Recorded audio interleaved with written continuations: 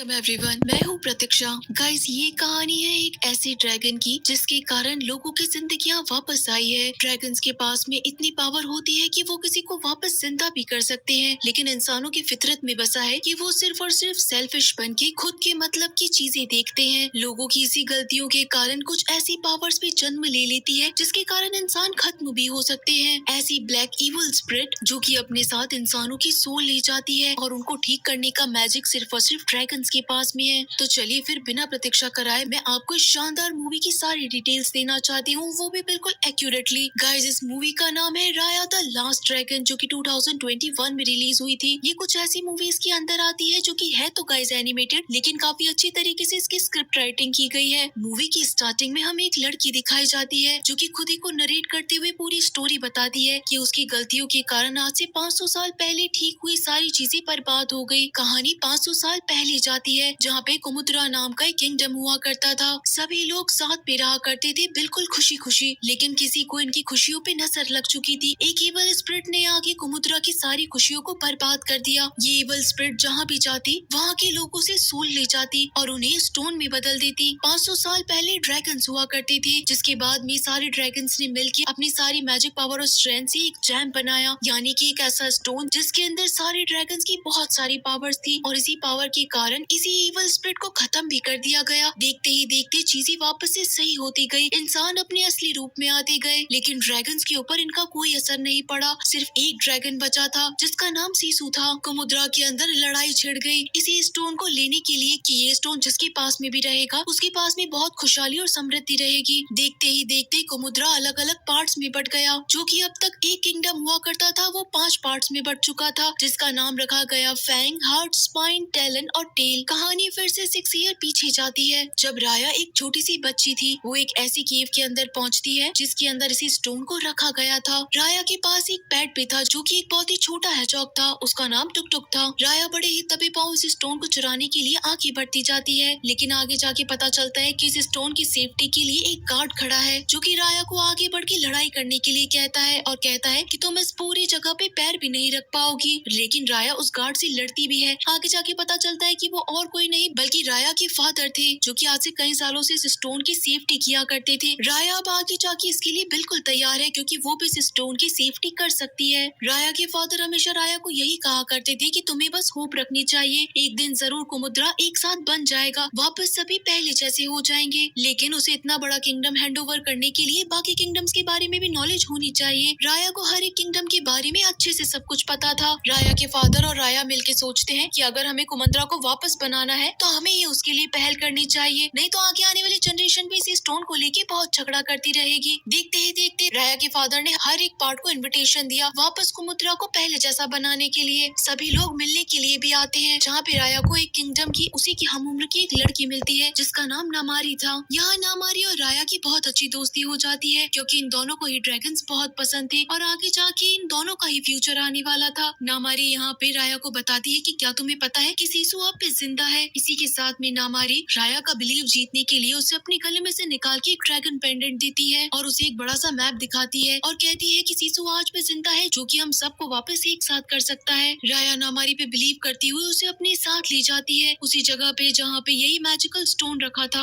असल के अंदर तो ये नामारी का एक ट्रैप था, ताकि वो किसी भी तरह से स्टोन तक पहुँच सके। नामारी ने अपने ही लोगों को इन्फॉर्मेशन भिजवा दी थी। इधर देखते ही देखते बाकी लोगों को भी पता चल चुका था कि स्टोन को चोरी किया जाने वाला है। राया के फादर और राया मिलकर सभी लोगों के सामने खड़े थे, लेकिन अब जैसे ही सभी लोगों को स्टोन दिखा तो बाकी 4 किंगडम के लोग उसे लेने के लिए आगे बढ़ते हैं। राया के फादर को एकदम से शूट कर दिया जाता है और राया के फादर वहीं गिर जाते हैं। स्टोन को चुराने के चक्कर में ये स्टोन नीचे गिर जाता है, जो कि 5 अलग अलग टुकड़ों में बट जाता है। सभी लोगों के बीच में गुस्सा और खुद को अच्छा समझने की वाइब के कारण वापस से वही इवल स्पिरिट इन सभी लोगों के सामने आ जाती है, जो कि अब तक 500 सालों से जमीन के अंदर थी, वो बाहर निकल के आ चुकी थी। राया के फादर इसी स्टोन को इवल स्पिरिट के सामने करते हैं, जिससे कि वो इवल स्पिरिट राया के फादर को स्टोन में नहीं बदलती। देखते ही देखते सभी को पता चल चुका था कि ये स्टोन काम का है, ये इवल स्पिरिट इनको टच नहीं कर पाएगी जब तक ये स्टोन इनके पास में है। सभी इस स्टोन को चुराते हैं और वहाँ से भाग निकलते हैं। राया के फादर की हालत इतनी अच्छी नहीं थी कि वो आगे तक भाग पाते, इसी कारण वो राया को ये स्टोन हाथ में थमाते हैं और कहते हैं कि पानी सबसे अच्छा ऑप्शन है, ये इवल स्पिरिट कभी भी पानी के आसपास नहीं आती, मुझे तुम पे बिलीव है कि तुम जरूर एक दिन सब कुछ ठीक कर दोगी। जिसके बाद राया के फादर राया को उस ब्रिज से नीचे फेंक देते हैं। वो इवल स्प्रिट आके राया के फादर को स्टोन में बदल देती है, जिसके बाद कहानी प्रेजेंट टाइम में पहुंचती है। राया ने कुमुद्रा की हर एक जगह को देखा था जहाँ पे उसने इसी ड्रैगन को ढूंढा था। अब उसके पास आखिरी एक जगह बची थी। ड्रैगन के ऊपर कोई बिलीव नहीं करता, लेकिन राया के पास में अभी भी होप थी कि ड्रैगन वापस से एक नया स्टोन बनाए और यहाँ के सारे लोगों को ठीक कर दे। राया अंदर जाके थोड़े से रिचुअल्स पूरे करती है, जिसके बाद में वहाँ कुछ एक्टिविटीज होना शुरू हो जाती है। देखते ही देखते राया के सामने थी वही सीसू ड्रैगन। असल के अंदर ये सीसू ड्रैगन बड़ी एक कॉमेडी और एक अच्छी कैरेक्टर वाली दिखाई गई है। ये एक फीमेल ड्रैगन है, जिसे राया को देखने के बाद ये नहीं पता था कि आज से 500 साल हो गए हैं उसे सोते हुए। ये इवल स्प्रिट वापस आ चुकी है, जो कि अब तक सबको बर्बाद कर चुकी है। राया सीसू को कहती है कि आप जल्दी से एक नया स्टोन बना दीजिए, क्योंकि आपने जो जेम बनाया था वो टूट चुका है। सीसू बताती है कि वो मैंने नहीं बनाया था, बल्कि मेरे सारे सिबलिंग्स ने मिलकर बनाया था। हम 5 भाई बहनों की सारी मैजिक और सारी स्ट्रेंथ पावर उसके अंदर है। हम चाहे तो इन टूटे हुए टुकड़ों से वापस से इसी स्टोन को बना सकते हैं, जो कि इवल स्प्रिट को दूर कर सकती है। राया सीसू को अपने साथ लेती है और पहला जेम का पीस देती है। इसी के साथ में सीसू शाइन करने लगती है। नामारी भी अब बड़ी हो चुकी थी। इसी के साथ में वो राया की राइवल बन चुकी थी। नामारी को पता चलता है कि राया यही कहीं घूम रही है और वो स्टोन के पीसेस को कलेक्ट कर रही है। राया नहीं चाहती थी कि सीसू को कोई भी देखे, इसी कारण वो उसे कैप पहना के सबसे पहले टुकड़े तक लेके जाती है। यहाँ पे अच्छा खासा ट्रैप लगा हुआ था, लेकिन इन्हीं ट्रैप को पार करते हुए राया बड़ी ही स्मार्टली केव के अंदर तक पहुंच जाती है। लेकिन वहाँ भी स्टोन के पीस को उठाने पे ये पूरा का पूरा माउंटेन बंद हो जाता। इसी कारण स्टिक को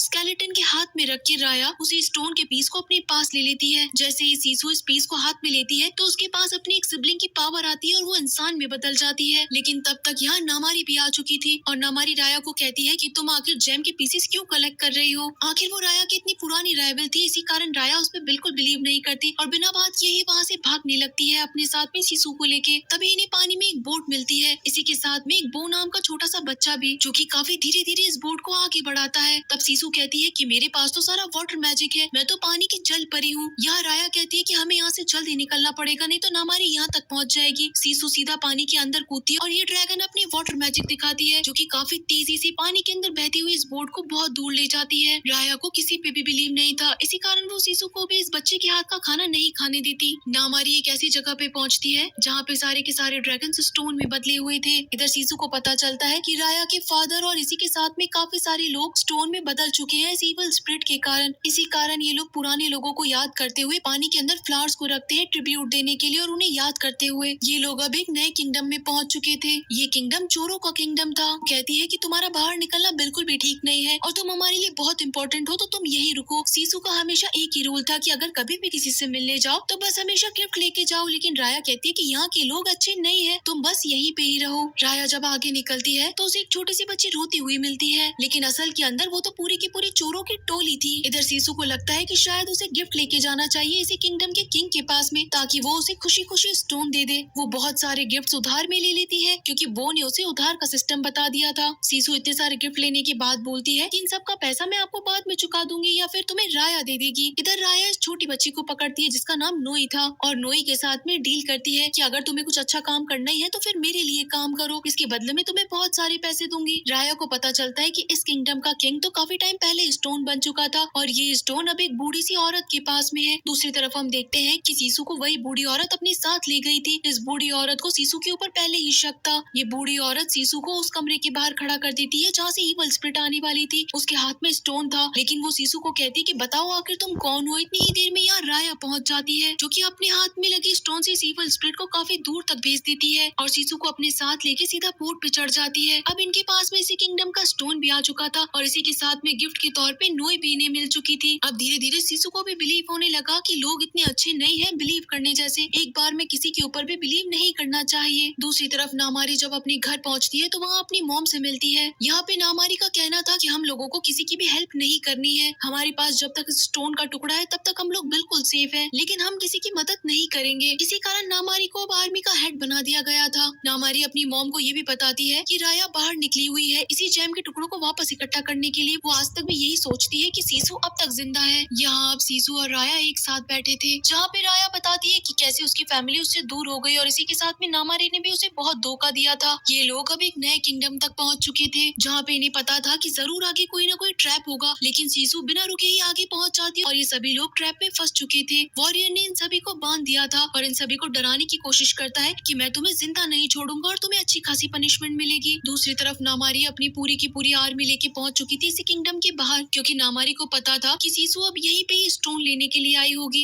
इधर नोई और उसके छोटे छोटे से मंकी ने मिलके इसी वॉरियर को नीचे गिरा दिया था। राया और सीसू की रस्सियां भी खोल दी थी, जिसके बाद में इसी वॉरियर को बांधा गया और पूछा गया कि आखिर तुम कौन हो और हमें बांधा क्यों है। हमें पता चलता है कि इस पूरे किंगडम के अंदर सिर्फ वॉरियर ही बचा है, बाकी सारे लोग इवल स्पिरिट के कारण स्टोन में बदल चुके हैं, कोई भी जिंदा नहीं बचा है। इसी कारण राया अब इसी वॉरियर की हेल्प लेती है और कहती है कि अगर हमें सब कुछ ठीक करना है तो तुम्हें हमारी मदद करनी पड़ेगी, तुम बस आगे निकलो, बाकी नामारी को मैं देख लूंगी। राया अब खुद नामारी के सामने आ जाती है उसका ध्यान डिस्ट्रैक्ट करने के लिए, ताकि पीछे से वॉरियर बाकी सभी और सीसू को अपने साथ लेके कहीं दूर ले जा सके। अब राया और नामारी के बीच फाइट स्टार्ट होती है, जहाँ पे इन दोनों के बीच में बचपन की राइवलरी भी थी। नामारी राया के ऊपर भारी पड़ रही थी। सीसू को तभी लगता है कि शायद उसे राया की हेल्प के लिए जाना चाहिए था। सीसू यहाँ आती है और वो भी अपने असली रूप के अंदर, यानी वो ड्रैगन में बदल जाती है और हर तरफ फॉग ही फॉग कर देती है। नामारी को इस बात पे बिलीव ही नहीं होता कि उसके सामने ड्रैगन खड़ी है। वो सबसे पहले तो उसके सामने हाथ जोड़ लेती है। सीसू नामारी की आंखों के अंदर देखती है कि वो भी इतनी बुरी लड़की नहीं है, बल्कि वो भी सबका अच्छा चाहती है। यहाँ से अब सभी लोग भाग चुके थे। यहाँ पे बो, नोई और इसी के साथ में ये वॉरियर राया से कहते हैं कि आखिर तुमने अब तक सच्चाई क्यों नहीं बताई थी। सीसू एक ड्रैगन है, ये हम लोगों को पता तक नहीं था और अब तक हम तो इसे एक लड़की मान रहे थे, यानी कि अब हमारे पास असलियत का ड्रैगन है। और अब जब सीसू को अपने पास में चौथा स्टोन का पीस मिल चुका था, तो सीसू के पास फिर से एक नई पावर आ जाती है, जो कि पानी के ऊपर उड़ते हुए तैरने लगती है और इसके बाद में बारिश भी करवा देती है। एंड बनाते हैं कि अब इनके पास आखिरी किंगडम बचा है, जो कि नामारी का किंगडम है, और वही किंगडम सबसे ज्यादा खतरनाक है। वहाँ से स्टोन लेने का मतलब इम्पॉसिबल है। लेकिन सीसू का कहना तो अभी भी यही है कि नामारी एक अच्छी लड़की है, मैं उसे गिफ्ट्स दूंगी और वो मेरे साथ चल पड़ेगी। सभी सीसू के ऊपर हंसने लगते हैं और कहते हैं कि नामारी इतनी भी भोली नहीं है। जिसके बाद अभी लोग हार्ट किंगडम तक पहुंच चुके थे। सीसू यहाँ पे आके अपनी स्टोरी बताती है कि आज से 500 सालों पहले ये सारे सिबलिंग्स एक साथ रहा करते थे। ब्लैक इवल स्पिरिट ने सारे ड्रैगन्स को अब तक स्टोन बना दिया था। बचे तो ये सिर्फ 5 ड्रैगन, बाकी 4 ड्रैगन्स ने मिलके सीसू के ऊपर बिलीव किया। इसी बिलीव के कारण अपनी सारी स्ट्रेंथ, अपना सारा मैजिक और पावर, ये सभी मिला के एक जैम बनाया गया और वही स्टोन सीसू को दिया गया। जिसके बाद सीसू ने सारी चीजें ठीक कर दी। लेकिन वो चीजें ठीक हुई, लेकिन ड्रैगन वापस नहीं आए, यानी कि सीसू के पास में भी उसकी फैमिली नहीं है। राया अपने फादर को देखती है, जहाँ सीसू प्रॉमिस करती है कि उसके फादर उसे वापस से ठीक मिल जाएंगे। यहाँ नामारी अपनी माँ के पास में पहुँचती है और उसे बताती है कि शायद हमें राया की मदद करनी चाहिए कुमुत्रा को वापस बनाने के अंदर। लेकिन नामारी की मॉम साफ मना कर देती है कि जब तक हमारे पास ये स्टोन है हम तब तक किसी को नहीं देंगे, बल्कि तुम्हें राया से बाकी सारे स्टोन ले लेने चाहिए, ताकि हमारी आगे की भी जिंदगी बिल्कुल सेफली निकले। रात होने पे सीसू आखिरी बार अपनी कोशिश करती है नामारी के पास में एक लेटर भेज के। नामारी जब उस लेटर को पढ़ती है तो समझ जाती है कि उसे आगे क्या करना है। रात में सभी मिलके साथ में डिनर करते हैं, सभी बड़े खुश थे।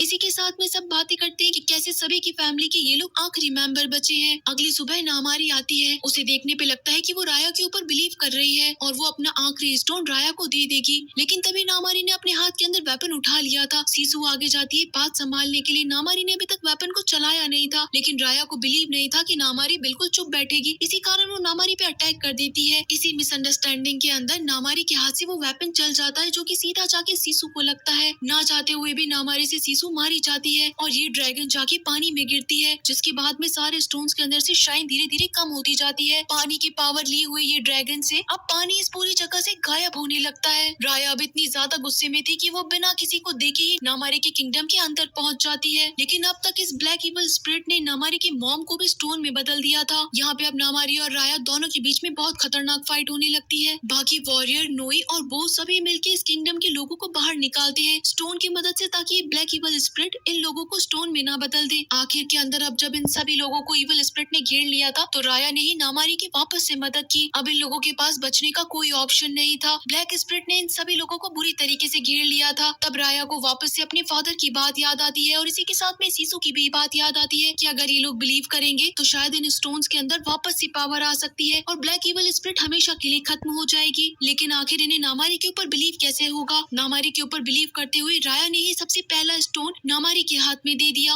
और वो बाकी सभी को भी इंसिस्ट करती है कि तुम भी ऐसा ही करो। राया के सेक्रीफाइस के चलते हुए नोई, बो और वॉरियर ने भी अपने स्टोन नामारी को ही दे दिए। पहले तो नामारी सोचती है कि वो इन स्टोन्स को लेके भाग जाएगी, लेकिन बाकी सभी जो अब स्टोन में बदल चुके थे उनको देखते हुए नामारी वहीं रुक जाती है और उन स्टोन्स को इकट्ठा करने की कोशिश करती है, लेकिन उसमें से कोई भी मैजिक नहीं निकलता, बल्कि सारी शाइन बिल्कुल खत्म हो जाती है। तब नामारी भी होप छोड़ के इन्हीं के पास खड़ी हो जाती है और भागती नहीं है वहाँ से। देखते ही देखते वो स्टोन अब वापस से पावर के अंदर बदल चुका था। उस पावर के कारण उस पूरे किंगडम के अंदर हर चीज ठीक होने लग जाती है। सबसे पहले तो ब्लैक इवल स्पिरिट वहाँ से चली जाती है और सारे लोग जो स्टोन में बने हुए थे वो वापस से इंसान में बदल जाते हैं। इस बार इस जैम से निकली हुई पावर इतनी ज्यादा पावरफुल थी कि दूर दूर के ड्रैगन जो कि अब स्टोन में बदले हुए थे वो भी वापस ड्रैगन बन के आ चुके थे। सारे ड्रैगन्स और इसी के साथ में सीसू के सिबलिंग मिलके पानी के ऊपर तैरने लगते हैं और अपनी पावर मिलके सीसू को देते हैं, जिससे कि सीसू अब वापस से होश में आ चुकी थी। यहाँ सीसू आके राया से मिलती है और सीधा आके गले लग जाती है कि इन दोनों के बिलीव करने के कारण सारी चीजें ठीक हो चुकी थी। नामारी को भी गिल्ट था कि उसने पहली बातें नहीं मानी, लेकिन फिर भी सीसू ने नामारी को माफ कर दिया। अब जैसे जैसे लोग स्टोन से वापस इंसानों में बदलते जा रहे थे तो सभी को अपनी फैमिली वापस मिलती जा रही थी। इसी के साथ में सीसू अपने साथ राया को लेके आती है और साथ ही साथ सारे किंगडम के मेंबर्स भी, जो कि अब खड़े थे राया के फादर के सामने। राया के फादर राया को गले से लगा लेते और कहते हैं कि मेरी बेटी ने सब कुछ ठीक कर दिया। आखिर इतने सालों बाद उसने सीसू को ढूंढा और ड्रैगन ने अपनी पावर से इसी इविल स्पिरिट को हटा दिया। सारे किंगडम एक साथ मिल चुके थे, यानी कि कुमुद्रा अब वापस से बन सकता था। 500 साल बाद ड्रैगन अब वापस से खुली हवा में घूम रहे थे। सभी ने एक दूसरे पे बिलीव किया और इसी कारण कुमुद्रा अब एक हो चुका था। तो गाइस, आप सभी लोगों को ये मूवी कैसी लगी मुझे जरूर बताइएगा। तो चलिए फिर मिलते हैं आप सभी लोगों से अगली मूवी में। तब तक के लिए टाटा।